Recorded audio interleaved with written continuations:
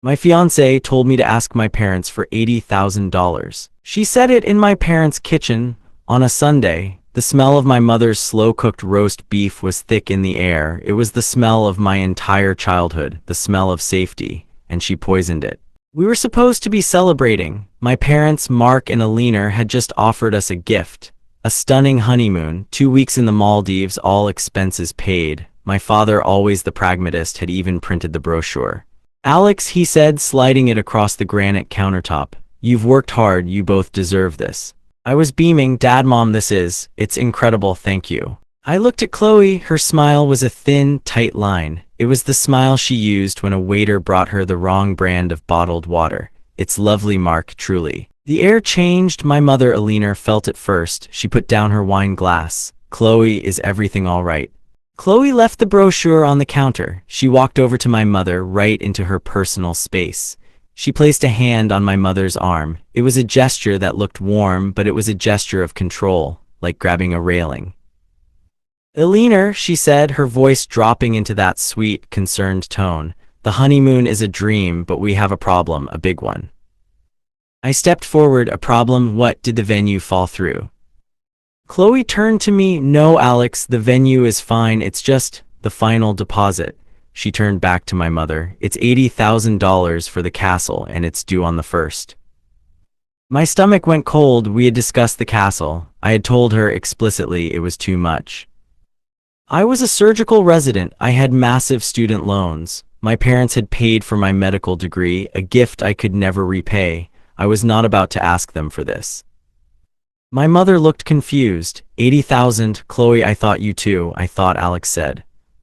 "He doesn't understand," Chloe said, cutting my mother off. She was still holding her arm. "This isn't just a party, this is the start of our life. It's a statement. Your son is a top surgeon. We can't just get married in a function hall." She looked at me. "Alex, honey, just ask them for us." My father put his hands flat on the counter. "Ask us what, Chloe?" Chloe finally let go of my mother's arm. She faced my father, the CEO. She tried the same maneuver, but he didn't let her get close. "To help," Chloe said, "with the 80,000, the honeymoon can wait. This is what matters." The silence in that kitchen was deafening. My mother looked at the floor. My father just stared at Chloe. He wasn't angry. He was calculating. It was his boardroom face. I had seen it destroy competitors. "No," he said. Chloe's smile vanished. "No. No," my father repeated. His voice was quiet, but it filled the room. "We are not paying $80,000 for a party. We paid for Alex's education. That was our gift to him. We paid for your sister Sarah's wedding, Alex. A lovely, small ceremony that she and her husband wanted. We are offering you a honeymoon. That is our gift to you." Chloe's eyes started to well up. It was fast, too fast. I can't believe this. You think I'm greedy?" "I think," my father said, "that is a request we are not comfortable with." I finally found my voice. I stepped between them. This is what I always did. I was the peacemaker. "The good son, Dad." "Chloe, let's all just take a breath. Chloe, honey, we talked about this. We can find another venue. It's not a big deal." "It is a big deal, Alex," she snapped, and for the first time her voice was sharp.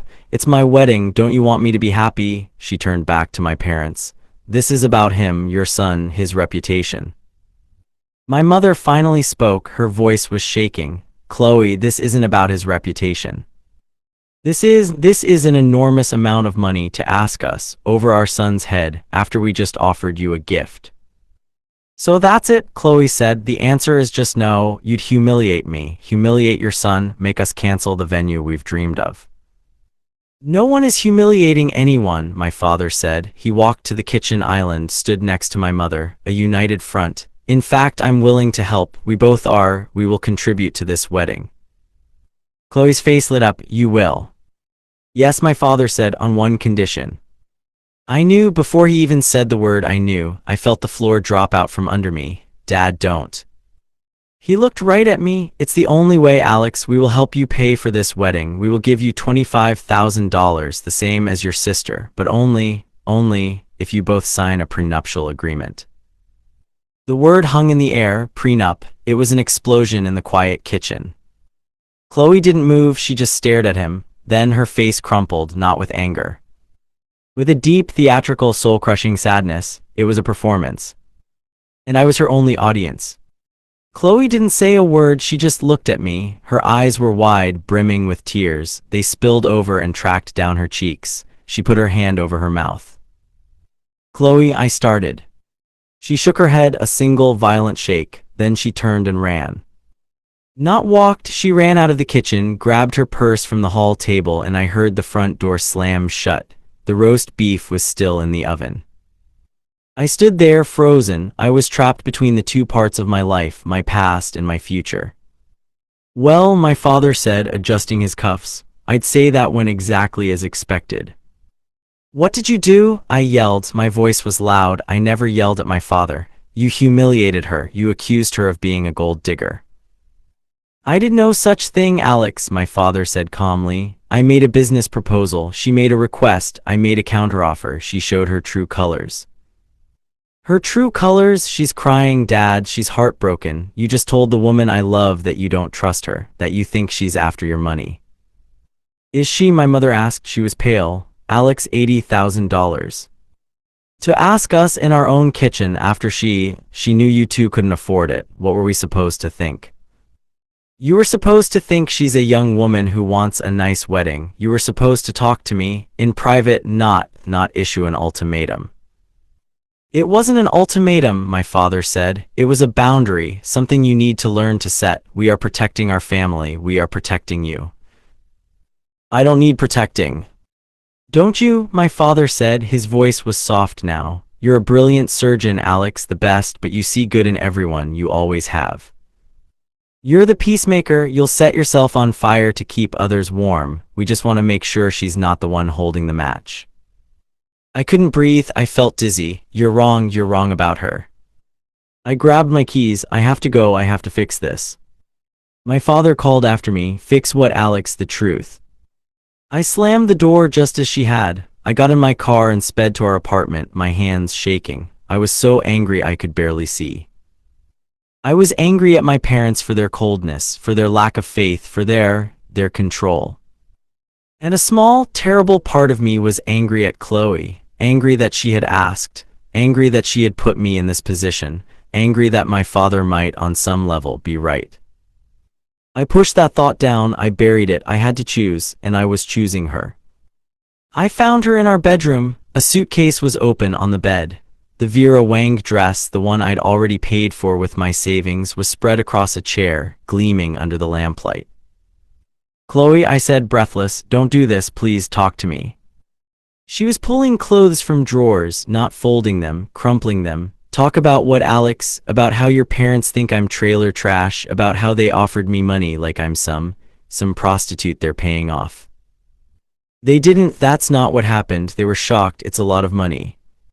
She spun around, her face was red, her eyes puffy. It's not about the money. Do you think I care about the money? I don't know. It's the insult, Alex. It's the fact that they've been waiting for this, waiting for me to ask for something so they could pounce, so they could protect their precious son from the gold digger. They're just old-fashioned, I said lamely. They're protective. It's not about you. It's just a piece of paper. She laughed, a bitter, ugly sound. A piece of paper? Is that what you think? That piece of paper says we assume you will fail. It says we are already planning the divorce. It says you are not family. You are a liability. She walked up to me, jabbing a finger into my chest. And you just stood there. You let them. You didn't defend me. I did. I told them they were wrong. I came right after you. After it was done, she shouted, you're the peacemaker, Alex. You always are. You just want everyone to be happy. You want to smooth it all over. But you can't smooth this over. They drew a line, and you stood on their side of it. I'm here now, I pleaded. I'm with you. I left them. I'm here. What do you want me to do? I'll talk to them. I'll refuse the money. We'll pay for it ourselves. The small wedding, like we first talked about. Her face went cold. A small wedding, so they win. They control us. They dangle this shame over us, and you just cave. You just roll over. It's not rolling over, Chloe. It's being realistic. No, she said, it's being weak. I thought you were strong. I thought you were a man who could stand up to his family, but you're just a boy who does what his daddy tells him. The words hit me like a slap. That's not fair. It's the truth, she said. She sat on the bed. The fight went out of her, replaced by a devastating calm. I can't marry a man who won't fight for me. I can't be part of a family that holds a get-out-of-jail-free card over my head. She zipped the suitcase. Either you fix this or I'm gone. Fix how? What does that even mean? It means you go back to your parents, you tell them they have a choice. They can have their son and they can have me as a daughter, or they can have their prenup. But they can't have both. You tell them to rip it up, and you tell them to apologize to me. My blood ran cold. You want me to give them an ultimatum. I want you, she said, to finally pick a side. I want you to prove that I am your family now. She picked up her bag. I'm going to a hotel. You have until the end of the week. Fix it, Alex, or this, all of this, is over. She walked out. I didn't try to stop her. I just stood in the bedroom, staring at the Vera Wang dress. I felt like I was suffocating. She had just done to me exactly what she accused my parents of doing. She had drawn a line, and I was trapped in the middle. I grew up in a house where love was measured by obedience. My sister, Sarah, was the rebel. She fought my father on everything: his choice of college for her, her choice of major, her choice of husband, a musician he called unreliable. Sarah fought and she broke free. She had a small court wedding. She moved across the country. She was happy, but she was distant. I was the opposite. I was the good son, the peacemaker.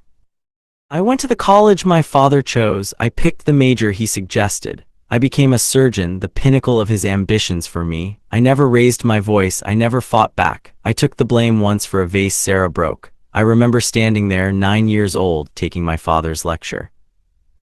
He wasn't angry, he was proud. I'm proud of you for owning your mistake, son. I learned right then that peace was more valuable than truth, that my role was to absorb conflict, to be the steady, reliable one, the one who never caused trouble. When I met Chloe, she seemed to love that about me. You're so calm, she would say, so steady, nothing rocks you, you're my rock. She was everything I wasn't: vibrant, demanding. She knew what she wanted. She wanted the best restaurants, the best clothes, the best life. I was a resident, drowning in debt, but I had the promise of a future. I had the Cole family name. She loved that. She loved my ambition. She loved my drive. Or so I thought. Now I was beginning to see she didn't love my steady nature. She saw it as a tool, a lack of friction. She thought peacemaker meant pushover, and for 2 years I had been proving her right. I didn't call my parents. I didn't call Chloe. I went to the hospital. I worked a 36-hour shift. I stood in an operating room for 12 straight hours, holding a man's life in my hands. In the OR, there is no peace. There is only precision. There is only the cold, hard truth of the problem and the solution. You cut, or the patient dies. I felt more at home there than I did in my own apartment. In that sterile, cold room, I realized my father was right about one thing. I was setting myself on fire, and I was finally starting to feel the burn. When I finally slept, I didn't dream. I just saw a slideshow of the last 2 years, a collection of small cuts, red flags I had painted white. The Vera Wang dress, it was $14,000. She had put it on my credit card without asking. I had a limit on that card for emergencies. When the alert pinged on my phone, I felt sick. I confronted her gently. Chloe, honey, this is more than my car. She cried instantly. I didn't think you'd put a price on it, Alex. I saw it and I felt beautiful. I wanted to look beautiful for you, for our wedding. Is that so wrong? I apologized to her for making her feel bad. I ate ramen for the next 3 months to help cover the bill. The restaurants, I liked a small, local Italian place, quiet booths, great pasta. She called it quaint. She only wanted to go to Lucille or Tappy, places where you had to book a month in advance, places where the bill was half my paycheck. We have to be seen, Alex, she'd say. We have to build our network. I thought it was ambition. I thought she was helping me. And my sister, Sarah, the one time Chloe met her at my parents' house for Christmas. Sarah, who wore jeans and a flannel. Chloe, who wore a cashmere dress that cost more than Sarah's flight. Chloe was polite, too polite. After in the car, she said, your sister is very simple, isn't she? That court wedding. So sad, really. No family, no celebration. Don't you feel bad for her? She's happy, Chloe, I'd said. Is she, Chloe mused, looking out the window, or is she just telling herself that because she can't have more? Every memory was a small cut, a paper cut, ignorable on its own, but added up I was bleeding out, and I hadn't even noticed. I finally called the one person I knew would tell me the truth, my sister Sarah. I told her everything, the kitchen, the $80,000, the prenup, the suitcase, the ultimatum. She was silent for a long time. I could hear her breathing on the other end of the line. Alex, she said, her voice was flat, you're an idiot. Thanks, Sarah, that's helpful. No, you're a brilliant idiot. You can piece together a shattered Jorda, but you can't see the con artist living in your apartment. She's not a con artist, Sarah. She's scared. My parents insulted her. No, Alex, my parents tested her. They put up a small fence and she threw a grenade. This isn't about an insult. This is about her plan hitting a roadblock. What plan? The marry a doctor and secure the bag plan, Alex. What do you think? She's a chameleon. Look at her. She's exactly what mom and dad always thought they wanted in a daughter-in-law. She's sophisticated. She's beautiful. She's ambitious. She's a perfect mirror. She loves me, I said. It sounded weak even to me. She loves your future, Alex. She loves your name. She loves dad's money. Think about it. What does she actually like, besides expensive things? What does she believe in? What are her hobbies? What does she do all day? I didn't have an answer. She said she was a consultant. It was vague. She doesn't want a small wedding, Sarah continued, because a small wedding doesn't have a big price tag. She doesn't want you to pay for it. She wants dad to pay for it. She's testing the limits. She's seeing how much she can get, how much control she has. So what do I do? You're a surgeon, right? She said. When something is sick, what do you do? I cut it out. Wrong, she said. First, you get a clear diagnosis. You run the tests. You find out exactly what the sickness is. You don't just go in blind. She paused. I've been saying this for a year and you haven't listened, so I'll say it one more time. Kindness isn't weakness, Alex, but letting someone mistake it for weakness, that's a different problem. She hung up. I sat there in the dark of my apartment. Run the tests. What tests? I looked at her closet, I looked at her desk, I felt a wave of guilt. I couldn't. I was a doctor, I respected privacy. It was who I was. I was the good son. I decided to be the peacemaker. I would fix this. I would fix it all. I went to my bank, I looked at my savings, my residency salary, my med school debt. I ran the numbers. If I took out a personal loan, a massive one, if I sold my car, if I moved into a smaller apartment, I could just barely get the $80,000. It would set me back a decade, it would crush me, but it would keep the peace. I wouldn't have to choose. I called my parents first. I told them my plan. I'm taking out a loan. I'm paying for the wedding myself. You don't have to be involved. No prenup, no gift. I'm handling it. My mother cried, Alex, no, don't do this. You're ruining your future for her. I'm building my future, Mom. I'm making a choice. You're making a mistake, my father said and hung up. I felt sick, but I had done it. I had cut them out of the equation. Then I called Chloe. She was still at the hotel. I fixed it, I said, my voice shaking. I'm paying for it, all of it. I'm getting a loan. I expected her to be happy, relieved. I expected her to say, no, Alex, that's too much. I don't want you to do that. There was a long, cold silence on the line. A loan, she said, her voice was flat. You're taking out a loan like some college kid. My blood pressure spiked. Yes, to pay for the wedding, the one you wanted. So you're still siding with them, she said. This isn't fixing it, Alex. This is just pathetic. You're letting them win. They insult me and your response is to go into debt. Why won't you just be a man and tell your father to pay? It's a rounding error for him. This proves it. You're weak. Click, she hung up. I stared at the phone. Something inside me snapped. A wire pulled too tight for too long. It was never about the wedding. It was never about me. It wasn't even about the money. It was about his money. It was about control. It was about winning. My sister was right. This wasn't a romance. It was a negotiation, and I was the bargaining chip. I went back to our apartment. I was no longer the peacemaker. I was the surgeon, and I was going to find the cancer. She was so arrogant, she didn't even bother to come back to the apartment to get her things. She just stayed at the hotel, waiting for me to crawl back to beg to obey. She left her laptop. It was on her desk, a sleek, expensive silver machine I'd bought for her last birthday. It was closed. It was private. My hands were shaking. I told myself I was a monster, a violator. The man I was raised to be, the good son, would never do this. But the man I was becoming, the man who had just been called pathetic for offering to ruin his own life, that man was done. I opened it. It was password protected. Of course, I tried her birthday, denied. I tried my birthday, denied. I tried her mother's name, denied. I thought about the names she loved, the brands, Vera Wang, Gucci, Lucille, all denied. I was about to give up. I sat at her desk, defeated. My eyes scanned her perfectly clean workspace. A single sticky note was attached to the bottom of her monitor. It had one word on it. Pathetic.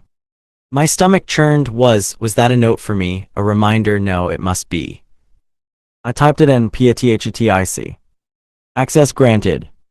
I felt the air leave my lungs. She had used the very word she used to destroy me as her password, the arrogance, the contempt. I didn't feel guilty anymore. I felt cold. I opened her email. It was clean, professional, emails to vendors, to the castle venue. To the caterer, everything looked normal. But Sarah's voice was in my head. Run the tests. I opened her trash folder. It was full, thousands of deleted emails. She was arrogant, but she wasn't smart. She didn't empty the trash. I spent an hour scrolling, and then I found it. A name I didn't recognize, David Renard. The subject line was, Ray, the Cole account. My heart stopped. The Cole account. That was me. That was my family. I clicked. It wasn't one email, it was a thread going back 6 months before we were even engaged. David, target acquired, surgeon, good family, old money, father is Mark Cole, easy Mark, he's a peacemaker. Chloe, confirmed, moving to stage 2, he's already in love, he's desperate to please. This will be easier than the last one. David, good, push for a public engagement, we need witnesses, we need a clear promise to marry. Chloe, already handled, he'll propose by Christmas. I scrolled, my vision blurring. It was a script, my life for the last 6 months, my proposal, the party, everything, all of it, scripted. I kept reading. David, now the push, we need the breach of promise hook. You need to create a situation where he is forced to call it off. Something big, something financial. Chloe, the wedding, I'll propose a venue, something insane, a castle, $80,000, he'll say no, I'll push him to his parents, they'll say no, this will create the conflict. David, perfect, now the pivot, when they refuse they will either A, call you a gold digger or B, demand a prenup. This is our moment, this is the insult. Chloe, what if they just agree, what if they pay? David, unlikely, they're too smart, but if they do, we take the money, you stall the wedding and we move to the exit plan, but the prenup is better, it's a direct insult. You will be emotionally devastated, you will leave, I will send the letter, target settlement for emotional distress and breach of promise, $100K, we'll take $80K, easy. I was going to be sick, right there on her expensive white rug. The kitchen fight, the tears, the suitcase, the ultimatum, it was all in the email. They had planned for it. They had counted on my parents' reaction. I wasn't a fiancé, I was a mark. I wasn't a person, I was the Cole account. I dug deeper, I left the email. I went into her documents, into a folder she'd cleverly labeled venue contracts. I opened it. There were 2. One was the contract for the $80,000 castle, unsigned. The second was a contract for a small, all-inclusive venue in another state for a date 1 month after our planned wedding. The deposit was already paid. And the names on the contract weren't Alex and Chloe. They were Chloe and David. I sat there for maybe an hour. I didn't move. I just shut down. The peacemaker in me was dead. The good son was an orphan. All that was left was the surgeon. The problem was clear. The diagnosis was terminal. This wasn't a woman in love, this wasn't a bridezilla, this was a predator, this was a long con. She and this David Renard were partners, they targeted men. Men with promising careers, men with wealthy families, men who were, like me, kind, trusting, weak. I found the spreadsheet. It was in a folder labeled Household Budget. It wasn't a budget, it was a list of my family's assets, my father's company, my parents' home. Their lake house, estimates of their net worth, websites, public records. She had been investigating my family since the day I met her. The $80,000 wasn't for a wedding, it was the goal, it was the number they had decided they could extract from me. When I offered to get a loan, I had ruined their plan. It wasn't about the money. It was about his money. My loan was useless to her, it was attached to me.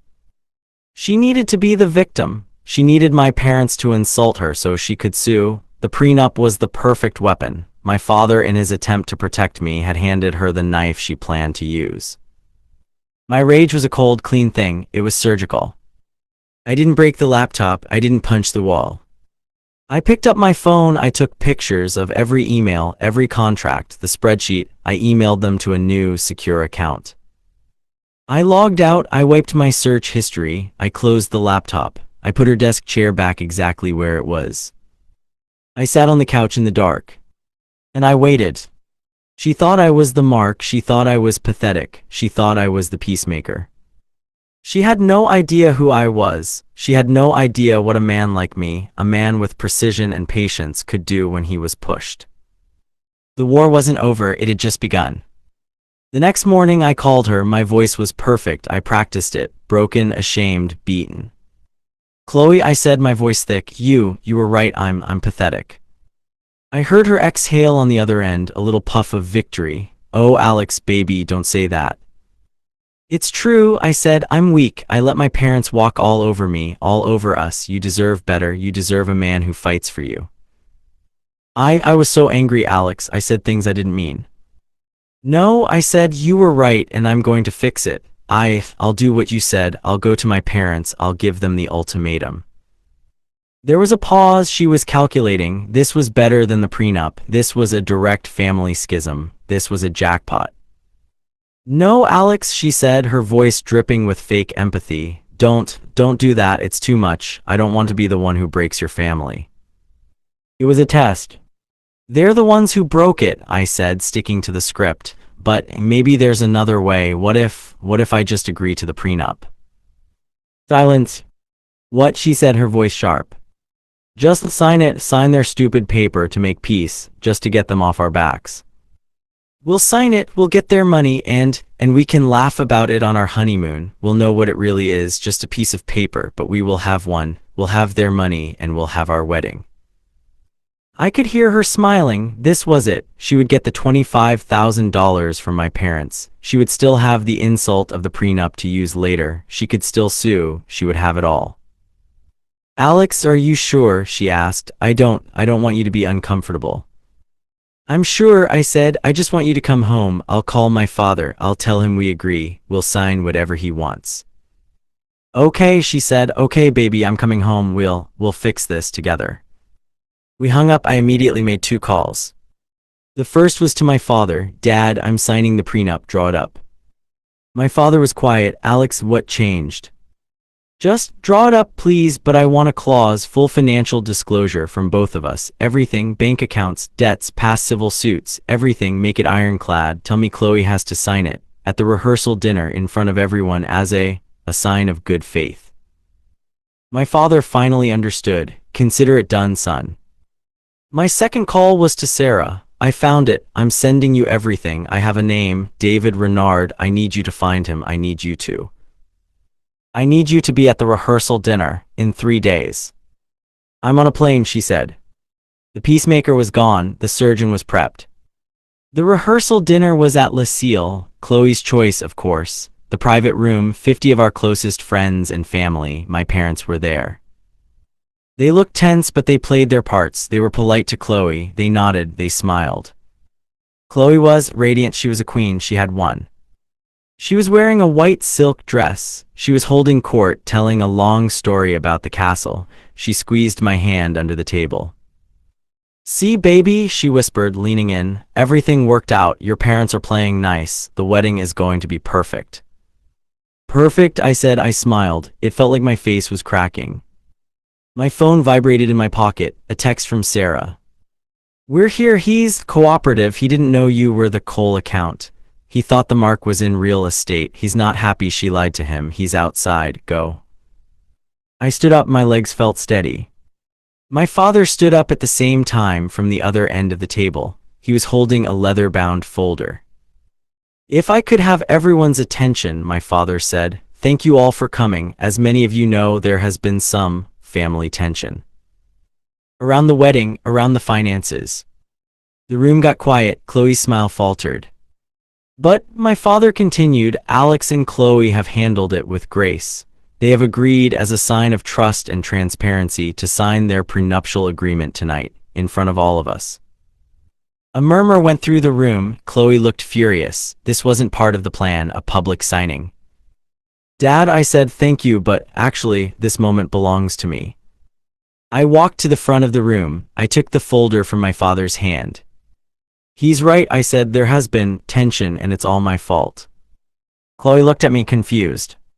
It's my fault, I continued, for being so blind, for being a peacemaker when I should have been a protector. Forgive me, Dad, Mom, you were right. I turned to Chloe. Her face was hardening. The mask was slipping. Chloe, I said, you came into my parents' kitchen, you rejected their gift, and you demanded $80,000. The guests gasped. That's not true, Chloe said, standing up. Alex, what are you doing? We talked about this. Your parents are helping us. Yes, they are, I said. They offered $25,000, but you didn't want $25,000, did you, Chloe? You wanted 80, and you were willing to destroy my family to get it. You're drunk, Alex. Sit down. You're embarrassing yourself. She was trying to grab my arm. I pulled away. I'm not drunk. I'm awake for the first time. I opened the folder, but I didn't pull out the prenup. I pulled out a printed email. We all know this started over money, I said, but I found something interesting. I was confused. How could the woman I loved be so focused on a number, $80,000? It's so specific. Why not 100? Why not 50? Why 80? I looked right at her. It's because that was your target settlement, wasn't it? Her face went white. I don't know what you're talking about. Don't you? I said. I pulled out the next page. This is an email from you to a man named David Renard. The subject is the Cole account. That's me. I'm the Cole account. The room was utterly silent. You could hear a pin drop. You're lying, Chloe whispered. Her voice was shaking. That's fake. You're having a breakdown. Am I? I said. I turned to the room. Chloe's plan was simple. She was going to demand the money. My parents were going to demand a prenup. This was the insult. She was going to leave me, emotionally devastated. And then she and Mr. Renard were going to sue my family for breach of promise. Their target settlement, $80,000. I threw the emails on the table, one by one. Here's the script for our engagement. Here's the plan to create conflict. Here is the spreadsheet. I held it up. Target assets, Cole family. My mother let out a small, strangled cry. You're insane, Chloe shrieked. You hacked my computer. You're a criminal. I'll have you arrested. Maybe, I said, but what about this? I pulled out the last piece of paper, the final receipt. This is a contract for a second wedding booked for next month in Vermont. A deposit has been paid and the name's on the contract. I held it up for her to see. They're not Alex and Chloe, they're Chloe and David. Chloe's face collapsed. It didn't just fall, it imploded. The beautiful, confident woman was gone. In her place was a cornered, feral animal. It's fake, she hissed. It's all fake. You can't prove any of it. Who is this? This David. He doesn't exist. Oh, but he does, a new voice said. The door to the private room opened. My sister Sarah walked in, and right behind her was a thin, nervous-looking man in a cheap suit. He looked at Chloe. His face was a mask of confusion and anger. Chloe, he said, you told me the mark was in real estate. You told me his name was Alan. Who are these people? Jackmate. Chloe looked from me to my father, to the man at the door. She was trapped. The con was over. The script was finished. She didn't cry. She didn't scream. She just stared at me, with a hatred so pure it was almost holy. Then she turned, shoved a waiter out of the way, and ran. She ran. David Renard tried to run too, but my father's security. He'd brought security. stopped him. The police were called, the room was chaos, guests were yelling, my mother was crying, but this time in relief, my father had his arm around her. David Renard folded in 5 minutes, he turned on her instantly, he gave the police everything. This wasn't their first con, it was their fourth. They targeted professional sons, doctors, lawyers, men with wealthy, protective parents where a prenup conflict was easy to manufacture. They had already bilked 2 other families out of nearly $250,000. Chloe was gone, she vanished. By the time the police had a warrant, her apartment, the hotel room, was empty. She'd had a bug-out bag ready. The wedding was canceled, we lost the deposits, all of them. It cost us nearly $50,000. My father called it the cheapest lesson we ever learned. My family, we're healing, it's slow. My parents, they apologized, not for the prenup, they were right about that. They apologized for not seeing the danger I was in, for not trusting that I, their son, was the real target. I sat with my sister Sarah a month later. We were at the old Italian place I liked. You saved me, I told her. No, she said, stealing a piece of my garlic bread. You saved yourself, Alex, you needed to see the wound clearly. You're a surgeon. You finally stopped trying to keep the peace. You picked up the scalpel. She was right. I had spent my whole life being the good son, the peacemaker. I thought it was my strength, but it was a costume. It was a role I played so well I forgot who I was without it. I thought I lost everything that night, my fiancé, my money, my pride, my identity. But I didn't lose anything. I cut out a cancer. I was known as the good son, the peacemaker. I thought that meant I had to absorb everyone's poison just to keep things calm. I thought it made me weak. I was wrong. Kindness is not weakness. My sister was right about that, but letting someone use your kindness as a weapon against you, that is a fatal flaw. True strength isn't about avoiding conflict. It's not about being loud. It's about seeing the truth. It's about having the precision to cut out the sickness so you can finally heal. Chloe's mistake wasn't her greed, it was her arrogance. She saw a peacemaker and she mistook him for a pushover. She never realized that a man who can stand for 12 hours holding a life in his hands has a spine made of steel. If this story hit home for you, share it. Share it with anyone who feels underestimated, anyone who feels like their kindness is being taken for granted. Comment below and tell me about a red flag you wish you hadn't ignored. And if you want to hear more stories about the truth finally coming out, subscribe.